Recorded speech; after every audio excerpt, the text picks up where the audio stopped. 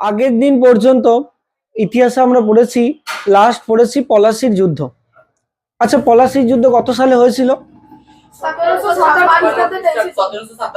1757। হ্যাঁ, আচ্ছা, পলাশির যুদ্ধ কাদের মধ্যে হয়েছিল? পলাশির যুদ্ধ কাদের মধ্যে হয়েছিল? ব্রিটিশ ইস্ট ইন্ডিয়া কোম্পানির মধ্যে। আচ্ছা, তুই বল, এই যুদ্ধে কে জয়লাভ করেছিল আর পরাজিত কে হয়েছিল? সিরাজ পরাজিত হয়েছিল। আচ্ছা, সিরাজ পরাজিত হয়েছিল, তার একটা অন্যতম কারণ কি ছিল? সিরাজ পরাজিত হয়েছিল। আচ্ছা, তুই বল। মীর জাফরের বিশ্বাসঘাতকতা। আচ্ছা, তো এই পর্যন্ত আমরা আগে পড়েছিলাম 1757-তে পলাশির যুদ্ধ হয়, সেখানে মীর জাফরের বিশ্বাসঘাতকতার জন্য সিরাজ পরাজিত হয় এবং বাংলায় ইস্ট ইন্ডিয়া কোম্পানির একটা ক্ষমতা বেড়ে যায়। আর মীর জাফরের সিরাজ পরাজিত হওয়ার পর বাংলার নবাব কে হয়েছিল? বাংলার নবাব কে হয়েছিল? মীর জাফরই নবাব হয়েছিল। সিরাজ ওর তো এই চুক্তিতেই নবাব হয়েছিল যে ওকে, যে ও যদি ওদের সঙ্গে সাহায্য করে কোম্পানিকে, তাহলে সিরাজের পর ওকেই নবাব করা হবে। তো মীর জাফর নবাব হয়। এই পর্যন্ত আমরা আগের দিনের ক্লাসে জেনেছি। বেশ, এইবার সিরাজ তাহলে 1757-তে নবাব হয়েছিল। 1757-তেই পলাশির যুদ্ধ হয়েছিল 23শে জুন, আর জুলাই মাসে মীর জাফর নবাব হয়েছিল। 1757 থেকে 1760 পর্যন্ত মীর জাফরই বাংলার নবাব ছিল। 1757 থেকে 1760 পর্যন্ত। এইবার ব্রিটিশ কোম্পানি মীর জাফরের কাছ থেকে এত দাবি করে যে তোমাকে নবাব করেছি, তোমাকে এবার আমাদের সব শর্ত পূরণ করতে হবে। এত টাকা পয়সা, এত কিছু নিতে থাকে যে মীর জাফরের পক্ষে শেষ পর্যন্ত আর অত কিছু ওদের দাবি মেটানো সম্ভব ছিল না। 1760-এ ওদের দাবি এতই বেড়ে যায় যে ও আর সেই দাবি মেটাতে পারে না। তখন ইস্ট ইন্ডিয়া কোম্পানি কি করে, মীর জাফরকে তখন নবাব থেকে বাদ দিয়ে দেয়। মীর জাফরকে নবাব থেকে বাদ দিয়ে তার জামাই মীর কাসিমকে নবাব হিসাবে, বাংলার নবাব হিসাবে তারা বাংলার নবাব পদ দেয় মীর কাসিমকে। তাহলে 1760 খ্রিস্টাব্দে এখন আমরা যে টপিকটা পড়বো, ইস্ট ইন্ডিয়া কোম্পানি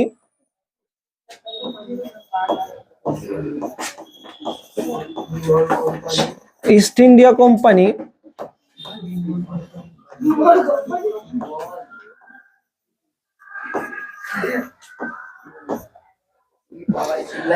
ও মীর কাসিম।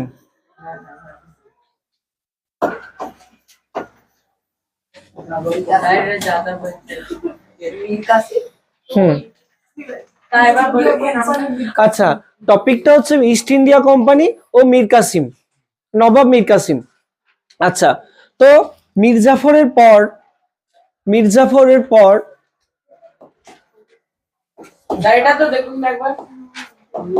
এদিকে এখন বুঝে নাও, ওটা এখন লাগবে না। মীর জাফর 1760 পর্যন্ত সে নবাব ছিল, বাংলার নবাব ছিল। মীর জাফর 1760 পর্যন্ত বাংলার নবাব ছিল। 1760-এ এই সমস্ত সমস্যার জন্য ওকে যে দাবিগুলো করা হয়েছিল ওগুলো সে দিতে পারছিল না, সেই কারণে ওকে সরিয়ে দিয়ে মীর কাসিমকে বাংলার নবাব করা হলো। 1760-এ মীর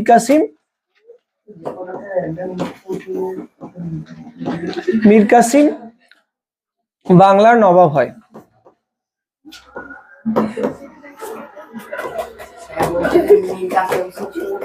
আচ্ছা, তাহলে মীর কাসিম 1760-এ বাংলার নবাব হয়েছিল।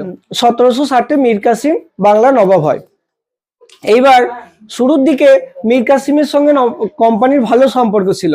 মীর কাসিম নবাব হওয়ার পর কোম্পানিকে 29 লক্ষ টাকা সম্পদ, 29 লক্ষ টাকার সম্পদ কোম্পানিকে দেয় মীর কাসিম নবাব হওয়ার পর। তো নবাব হওয়ার পর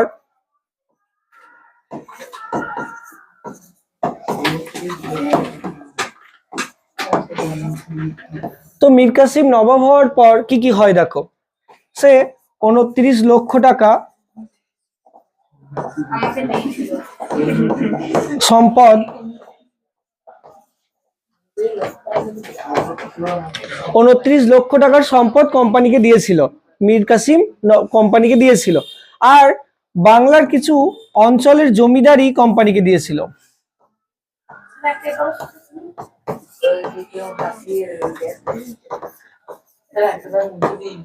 আচ্ছা,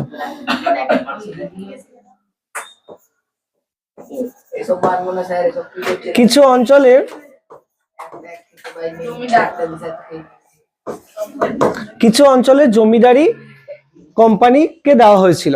তাহলে এই সমস্ত বিভিন্ন কিছু কারণে প্রথমের দিকে মীর কাসিমের সঙ্গে ওদের সম্পর্ক ভালো ছিল, কিন্তু সেই ব্যাপারটা বেশি দিন ছিল না, মানে ভালো সম্পর্কটা বেশি দিন ছিল না। কেন? মীর কাসিম এমন কিছু পদক্ষেপ নিয়েছিল মীর কাসিম, যার ফলে মীর কাসিমের সঙ্গে কোম্পানির সম্পর্ক ভালো ছিল না। কি করে মীর কাসিম? প্রথমত মীর কাসিম ওই আগে যে পুরনো সেনাবাহিনী ছিল সেই সেনাবাহিনীটাকে বদলে দেয়, যে এ তো যুদ্ধ হেরে যায় বারবার, তাহলে সেই সেনাবাহিনীটাকে বদলে দিয়ে একটা নতুন সেনাবাহিনী তৈরি করে বাংলায়। আর কি করে মীর কাসিম ওই প্রথম দিকে ওদের বিভিন্ন আর একটা জিনিস যেটা গুরুত্বপূর্ণ, মুর্শিদাবাদের বদলে, আগে নবাবের যে মূল জায়গা ছিল মুর্শিদাবাদের বদলে তিনি রাজধানী বদলে করে নেন মুঙ্গের। হ্যাঁ, তাহলে তিনি কি করলেন, মুর্শিদাবাদের বদলে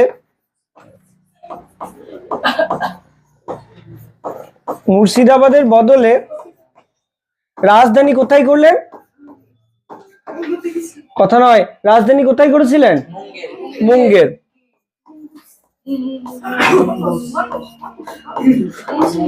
মুর্শিদাবাদের বদলে রাজধানী নিয়ে গেলেন মুঙ্গেরে।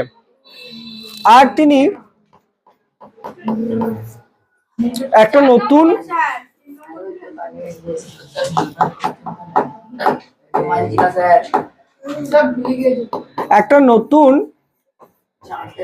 সেনাবাহিনী তৈরি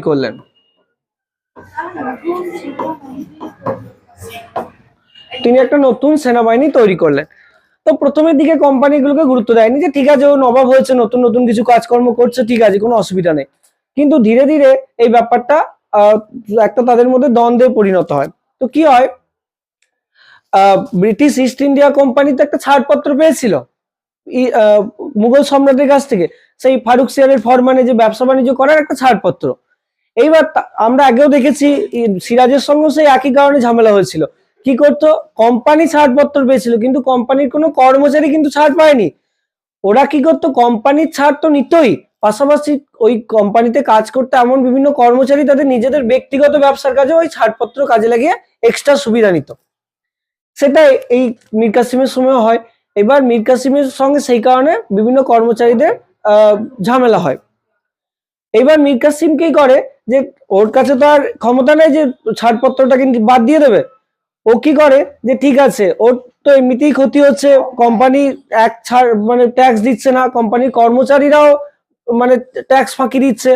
তো ও কি করে, ও এর ফলে বাংলার ব্যবসায়ীরা তো তারা তো কোনো ছাড় পায় না, বাংলার ব্যবসায়ীদের তো ট্যাক্স দিতে হতো। এবার দেখ, কোম্পানির এক্সট্রা ছাড় পেয়ে তারা কম দামে জিনিস বিক্রি করে দিত, আর বাংলার যারা ব্যবসায়ী ছিল তারা তো কোনো ছাড়পত্র পায়নি, তাদের কাছে কোনো ছাড় নেই, তাদেরকে পুরো ট্যাক্সই দিতে হতো, ফলে তাদের জিনিসের দাম বেশি হতো। তাহলে মানুষ কাদের কাছে বেশি জিনিস নেবে? কোম্পানির কাছ থেকেই নেবে। এইবার ওই প্রতিযোগিতায় বাংলার ব্যবসায়ীরা খুব পিছিয়ে পড়েছিল, ইংরেজ কোম্পানির সঙ্গে বাংলার ব্যবসায়ীরা প্রতিযোগিতার কারণে ওরা পারতো না ওদের সঙ্গে। এবার মীর কাসিম কি করলো, ঠিক আছে যাও, ও কি করলো, বাংলার ব্যবসায়ীদের কাছ থেকেও ট্যাক্স নেওয়া বন্ধ করে দিল, যে বাংলার ব্যবসায়ীদের কাছ থেকে আর কোনো রকমের ট্যাক্স নেওয়া হবে না, কোনো রকম শুল্ক নেওয়া হবে না। তাহলে প্রতিযোগিতাটা সমান সমান হয়ে গেল, কোম্পানির কাছেও ছাড় দেওয়া হচ্ছে ট্যাক্স, বাংলার ব্যবসায়ীদেরও ট্যাক্স ছাড় দেওয়া হয়েছে।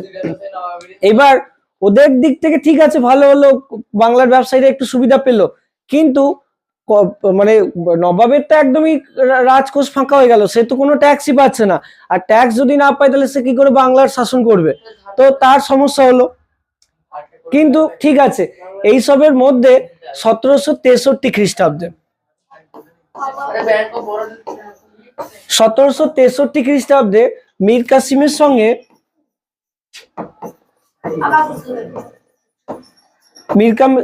সঙ্গে কোম্পানির একটা যুদ্ধ হয়। 1763-তে মীর কাসিমের সঙ্গে কোম্পানির একটা যুদ্ধ হয় এবং এই যুদ্ধে মীর কাসিম হেরে যায়। আছে, অনেক যুদ্ধই আছে। তো 1763-তে এই সমস্ত সমস্যা নিয়ে মীর কাসিমের সঙ্গে কোম্পানির একটা যুদ্ধ হলো এবং বেশ কিছু অঞ্চলে যুদ্ধ হয়। তার মধ্যে কাটোয়ার মধ্যেও যুদ্ধ হয়েছিল। তো এই মীর কাসিমের সঙ্গে যুদ্ধ হয় এবং সবকটা যুদ্ধতেই মীর কাসিম হেরে যায় এবং মীর কাসিম ভয়ে পালিয়ে যায় অযোধ্যায়। মীর কাসিম, হ্যাঁ, তাহলে কোম্পানির যুদ্ধ হয়। এই যুদ্ধের কোনো নাম দেওয়া নেই, বেশ কিছু যুদ্ধ হয় এবং সেই যুদ্ধে মীর কাসিম পরাজিত হয়।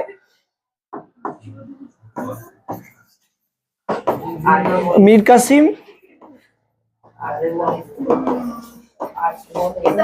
পরাজিত এবং অযোধ্যায় চলে যান। অযোধ্যায় পলায়ন। তো কি হলো, এই সমস্ত সমস্যার জন্য, এই ট্যাক্স সংক্রান্ত এবং অন্যান্য ইংরেজদের সঙ্গে বিভিন্ন সমস্যার জন্য মীর কাসিম আর কোম্পানির মধ্যে 1763-তে বিভিন্ন জায়গায়, কয়েকটা জায়গায় যুদ্ধ হলো। যুদ্ধে মীর কাসিম পরাজিত হলো বা হেরে গেল এবং তিনি হেরে যাওয়ার পরে তিনি অযোধ্যায় চলে যান। এই অবধি বোঝা গেল। তাহলে দেখো, শুরুর দিকে মীর কাসিমের সঙ্গে কোম্পানির সম্পর্ক ভালো ছিল, সে তাদেরকে 29 লক্ষ টাকা দিল, কয়েকটা অঞ্চলে জমিদারি দিল, ভালো সম্পর্ক ছিল। কিন্তু কিছুদিন যাওয়ার পর থেকে তাদের মধ্যে সম্পর্কের অবনতি দেখা দিল এবং শেষ পর্যন্ত 1763 একটা যুদ্ধ হলো। এইবার 1763-তে ও অযোধ্যায় পালিয়ে যায়, কিন্তু ও কিন্তু মানে ছেড়ে দেওয়ার লোক নয় মীর কাসিম। ও এবার ওখানে গিয়ে কি করলো, মীর কাসিম ওখানে গিয়ে কি করলো, ও দেখলো না ইংরেজদের বার খুব বেড়ে গেছে, ওদেরকে এবার জব্দ করতে হবে।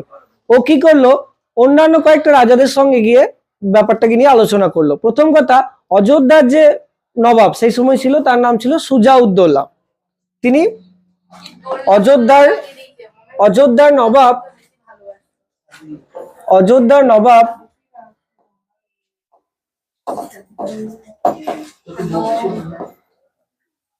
সুজা-উদ-দৌলা।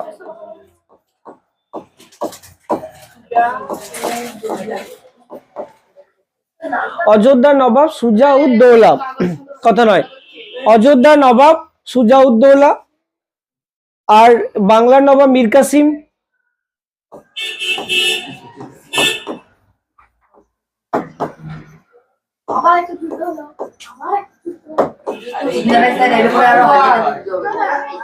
বাংলার আসতে বা কথা নয়, বাংলার নবাব মীর কাসিম এবং সেই সঙ্গে মুঘল সম্রাট তখন যে ছিলেন তার সঙ্গে তারা এই ব্যাপারটা নিয়ে আলোচনা করলো। মুঘল সম্রাট ছিল সেই সময় দ্বিতীয় শাহ আলম। মুঘল সম্রাট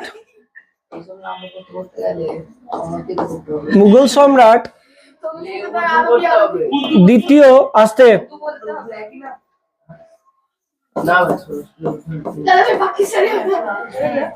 কথা নয়, তাহলে এই তিনজন মিলে একটা জোট তৈরি করেন। কারা কারা? বাংলার নবাব মীর কাসিম, অযোধ্যার নবাব সুজা-উদ-দৌলা এবং মুঘল সম্রাট শাহ আলম, তিনজন মিলে একটা জোট তৈরি করলেন। কেন? যে ব্রিটিশ ইস্ট ইন্ডিয়া কোম্পানির খুব ক্ষমতা বা খুব প্রতিপত্তি বেড়ে গেছে, তাদেরকে একটু জব্দ করতে হবে। এই জন্য তারা তিনজন মিলে একটা জোট করে এবং জোট করার পর 1764 খ্রিস্টাব্দে 1764 খ্রিস্টাব্দে এই তিনটে জোট, বাংলা, অযোধ্যা এবং মুঘল সম্রাট অর্থাৎ দিল্লি, তিনটে জোট মিলে কোম্পানির বিরুদ্ধে যুদ্ধ করে। তিনটে জোট মিলে, সেই যুদ্ধটার নাম হচ্ছে বক্সারের যুদ্ধ।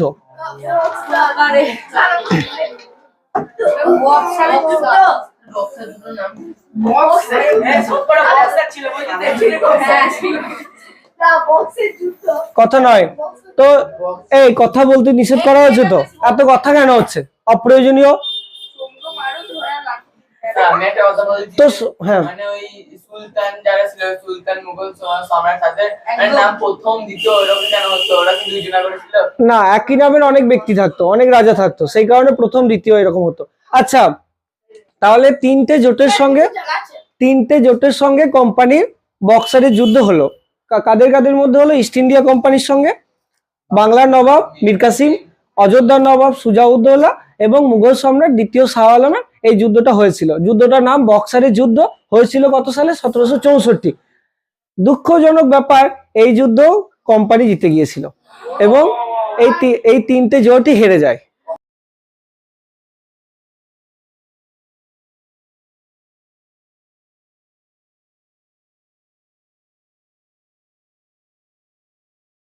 এইদিকে দেখো, তাহলে কোম্পানি একটু জয়লাভ করলো। এইবার দেখো, এতদিন পর্যন্ত বাংলা শুধু এই কোম্পানি শুধুমাত্র বাংলার মধ্যেই সীমাবদ্ধ ছিল, এবার সে অযোধ্যা জিতে গেছে। এবং সব থেকে যেটা বড় কথা, ভারতের যে সম্রাট, মুঘল সম্রাট, তাকেও পরাজিত করে দিয়েছে। তাহলে তাদের ক্ষমতা এবার প্রচুর বেড়ে গেল। পলাশির যুদ্ধে জিতে তাদের ক্ষমতা অল্প পেয়েছিল, বাংলায় একটু ক্ষমতা পেয়েছিল, আর এই যুদ্ধটাতে জিতে তাদের ক্ষমতা প্রচুর বেড়ে গেল, আরো 10 গুণ বেড়ে যায়।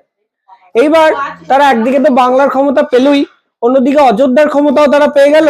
এবং দিল্লির মুঘল সম্রাট যে গোটা ভারতের সম্রাট, তার উপরে প্রশ্ন চিহ্ন পড়ে গেল যে আপনি তাহলে কি রকম সম্রাট, যে দেশকে রক্ষা করতে পারছে না। সে একটা দেখবে অনেক একটা মিম টিমে অনেক একটা ইয়ে চলে আসে, ডায়লগ আছে যে কিয়া গুন্ডা বানেগা রে তু।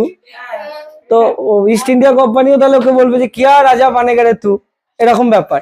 তাহলে হ্যাঁ, তো তো ও তো এইবার মুঘল আসতে কথা নয়, মুঘল সম্রাটও তাহলে এবার বিপদে পড়ে গেছে, ওর ক্ষমতার উপরেও তো প্রশ্ন চিহ্ন পড়ে গেছে।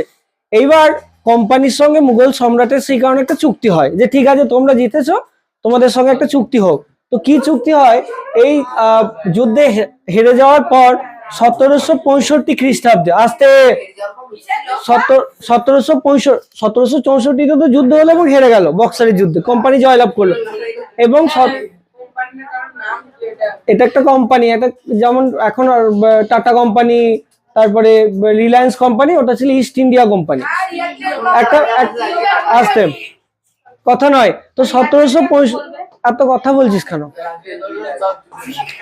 তাহলে 1765 খ্রিস্টাব্দে মুঘল সম্রাট দ্বিতীয় শাহ আলমের সঙ্গে কোম্পানির একটা চুক্তি হয়। কি চুক্তি হয়? যে বার্ষিক 26 লক্ষ টাকার বিনিময়ে, বার্ষিক 26 লক্ষ টাকার বিনিময়ে 26 লক্ষ টাকার বিনিময়ে কোম্পানি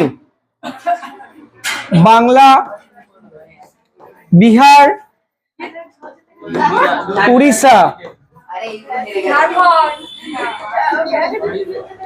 উড়িষ্যার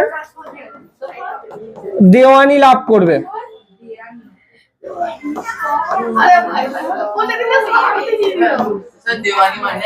বলবো তাহলে 1700 দেওয়ানি লাভ করবে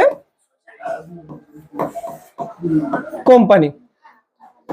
আচ্ছা দেখো, তো বার্ষিক যুদ্ধে হেরে যাওয়ার পর মুঘল সম্রাট দ্বিতীয় শাহ আলমের সঙ্গে কোম্পানি চুক্তি হলো যে কোম্পানিকে বার্ষিক মানে বছরে 26 লক্ষ টাকা শাহ আলমকে দিতে হবে, এবং এর বদলে তারা বাংলা, বিহার আর উড়িষ্যা থেকে ট্যাক্স আদায় করতে পারবে, সাধারণ মানুষদের কাছ থেকে ট্যাক্স আদায় করতে পারবে। দেওয়ানি লাভ করা মানে ট্যাক্স আদায়ের অধিকার, যেটা এতদিন পর্যন্ত নবাব করতো, ওরা শুধু ব্যবসা বাণিজ্য করতো।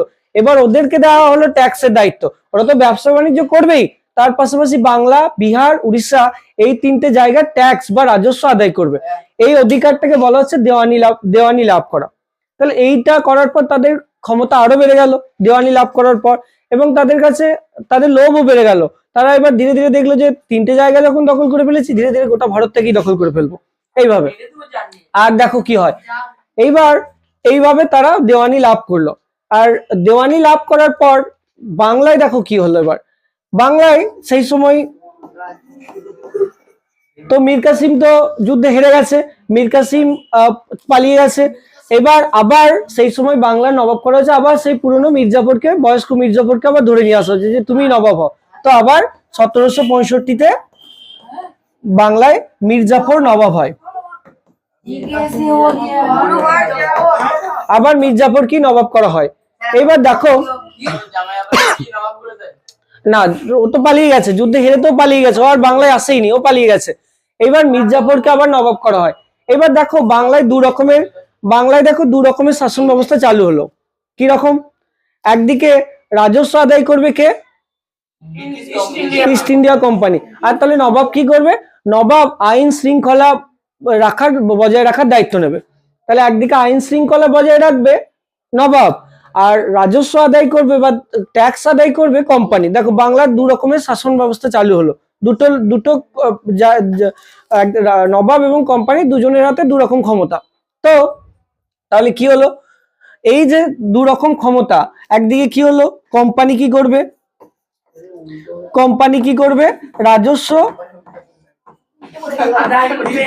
বা দেওয়ানি ক্ষমতা পায়, এইদিকে রাজস্ব বা দেওয়ানির ক্ষমতা পায় কোম্পানি, আর অন্যদিকে নবাব পায় আইন শৃঙ্খলা বজায় রাখার দায়িত্ব।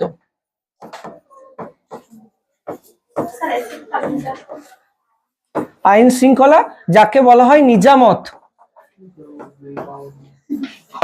তাহলে দেখো দু রকমের ক্ষমতা বাংলায় দেখা যায়, একদিকে নবাব পেল নিজামত বা আইন শৃঙ্খলা রাখার দায়িত্ব, আর অন্যদিকে কোম্পানি কি পেল, কোম্পানি কি পেল, দেওয়ানি বা রাজস্ব আদায়ের অধিকার।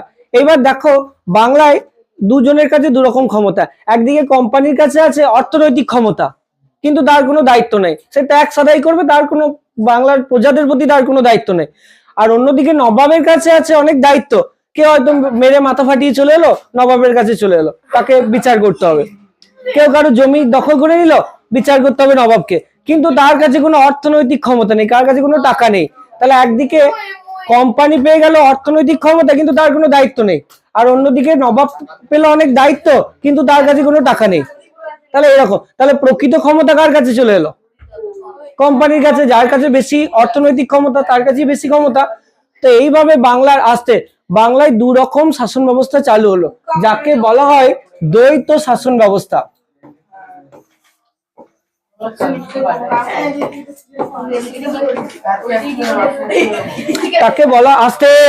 তাকে বলা হয় দ্বৈত শাসন ব্যবস্থা।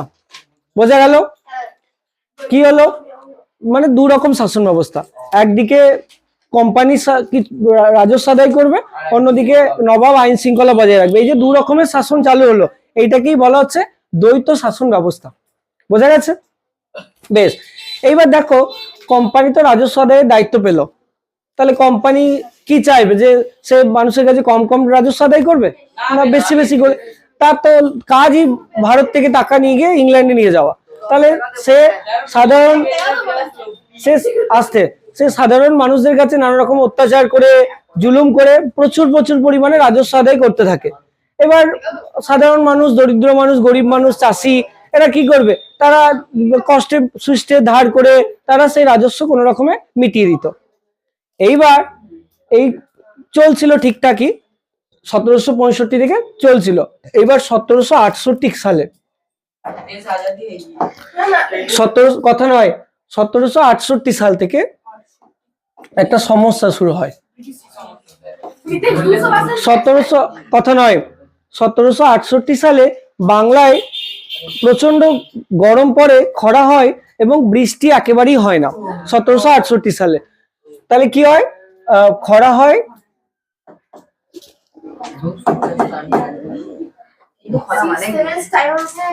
কোথায়, বাংলায় খরা এবং বৃষ্টি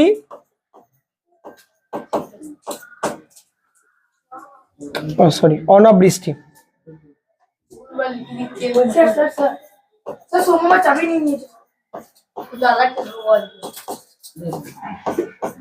তাহলে দেখো, তাহলে 1768 সালে বাংলায় খরা মানে প্রচন্ড গরম, আর অনাবৃষ্টি মানে একেবারেই বৃষ্টি না হয়।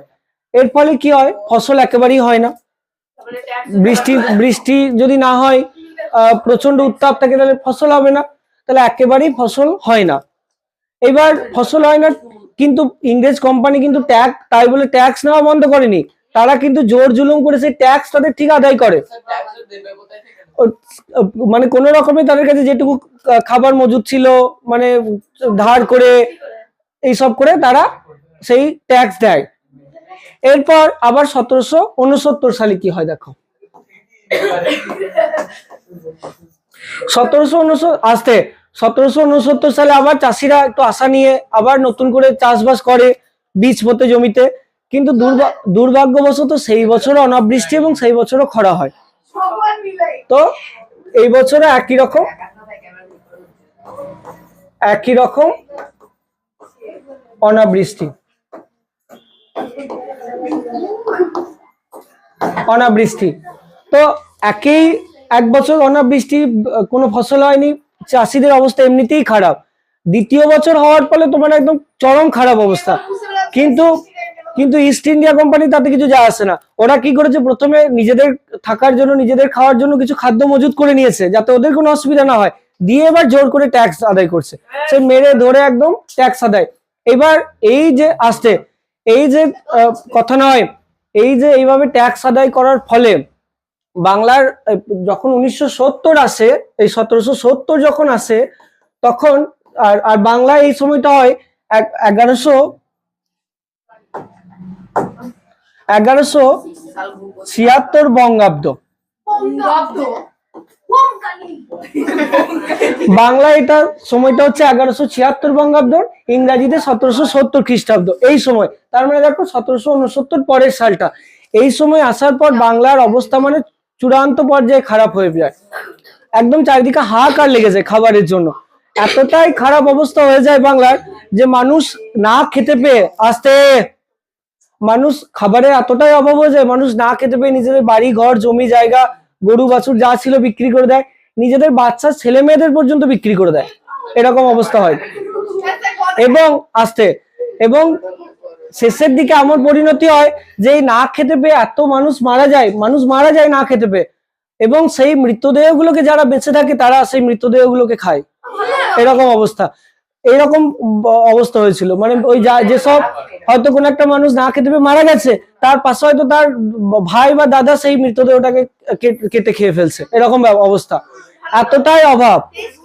এবং এই যে ঘটনাটা এটাকে বলা হয় এই ঘটনাটাকে বলা হয় 76-এর মন্বন্তর। মন্বন্তর মানে ভয়াবহ দুর্ভিক্ষ, মানে খাবারের অভাব, এটাকে বলা হয় 76-এর মন্বন্তর।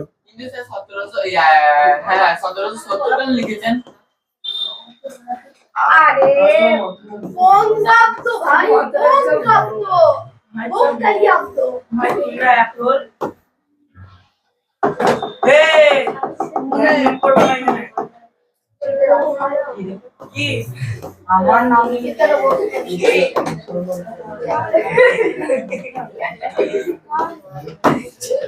এই ঘটনাকে বলা হয় 76-এর মন্বন্তর। 1176 লিখেছি তার কারণ হচ্ছে 1770টা ইংরাজি সাল, আর 1176টা হচ্ছে বাংলার সাল, ইংরাজির সঙ্গে বাংলার ফারাক থাকে, তো 1176 বঙ্গাব্দ এটা, তো সেই কারণে নাম 76-এর মন্বন্তর। মন্বন্তর মানে হচ্ছে ভয়াবহ দুর্ভিক্ষ। আর এই সময়, এই দুর্ভিক্ষর সময় মানুষ এমনই অবস্থা যে আমাদের এখন যেমন শুধুমাত্র ভাত রান্না হলে আমাদের মনে হয় এটা কিছুই নয়, তার সঙ্গে কি ভালো আইটেম হয়েছে সেটা আমরা ভাবি। তখনকার দিনে যদি কারোর বাড়িতে শুধু ভাত রান্না হতো, তারাই ছিল তখনকার দিনে সব থেকে ধনী মানুষ, শুধু ভাত, কোনো তার সঙ্গে কোনো তরকারি বা কোনো কিছু নয়। আর যারা এই গরিব মানুষ ছিল, ওই ভাত রান্না করার পর যে ফ্যানটুকু থাকতো সেইটুকুর জন্য মারামারি লেগে যেত, যে ওইটা খাওয়ার জন্য, যাদের কাছে মানে কিছুই ছিল না, এরকম অবস্থা হয়ে গিয়েছিল। তো এই 76-এর মন্বন্তর 1770 সালে বা 1176 হয়েছিল, যার একটা প্রধান কারণ 2-3 বছর টানা ফসল না হওয়া, আর অন্যদিকে ব্রিটিশ কোম্পানির প্রচন্ড হারে ট্যাক্স নেওয়া।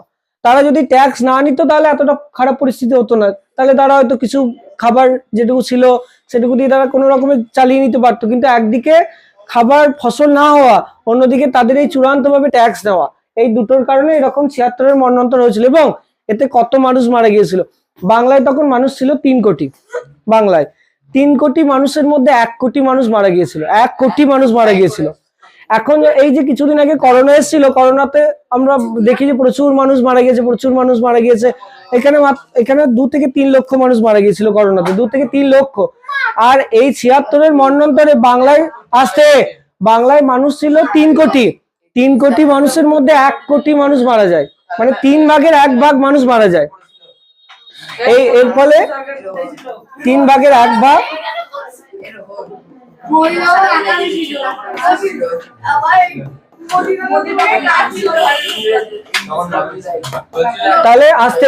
তাহলে এই মন্বন্তরের ফলে বাংলার 3 ভাগের 1 ভাগ মানুষ মারা যায়, বোঝা গেল? তাহলে এইভাবে ভয়াবহ দুর্ভিক্ষ বাংলায় হয়েছিল। তাহলে আজ এই ক্লাসে আমরা কি কি জানলাম? প্রথম কথা জানলাম মির্জাফরের পর মীর কাসিম নবাব হলো। মীর কাসিম নবাব হওয়ার পর 1764 সালে বক্সারের যুদ্ধ হলো। বক্সারের যুদ্ধে তিনজনের সঙ্গে যুদ্ধটা হয়েছিল কোম্পানির, নবাব মীর কাসিম, অযোধ্যার নবাব সুজাউদ্দৌলা এবং মুঘল সম্রাট দ্বিতীয় শাহ আলমের সঙ্গে কোম্পানির হলো। কে জয়লাভ করেছিল? কোম্পানি জয়লাভ করলো। সম্রাটের সঙ্গে কোম্পানির কি চুক্তি হলো? যে 26 লক্ষ টাকার বিনিময়ে বাংলা, বিহার আর উড়িষ্যা তিনটে দেওয়ানি লাভ করবে।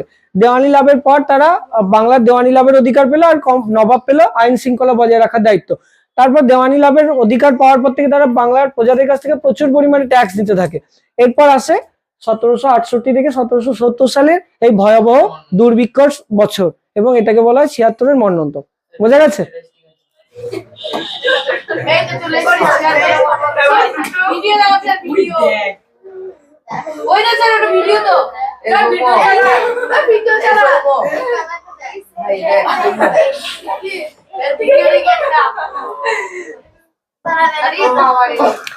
তো দেখো, আস্তে দেখে হাসি পেলেও কিন্তু এরকমই বাংলার মানুষের অবস্থা হয়েছিল 76-এর মন্বন্তরে। আসতে 76-এর মন্বন্তরের সময় না খেতে পেয়ে মানুষের অবস্থা এরকমই হয়েছিল, কথা নয়?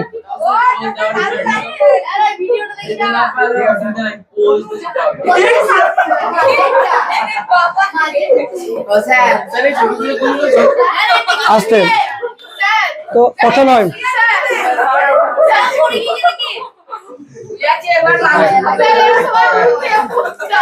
তো দেখো আসতে তো 76-এর মন্বন্তরের সময় মানুষদের অবস্থা না খেতে পেয়ে ঠিক এরকমই হয়েছিল, এবং না খেতে পেয়ে প্রায় 1 কোটির ওপর মানুষ মারা গিয়েছিল। 3 কোটির মধ্যে 1 কোটির ওপর মানুষ মারা গেছে। বোঝা গেল?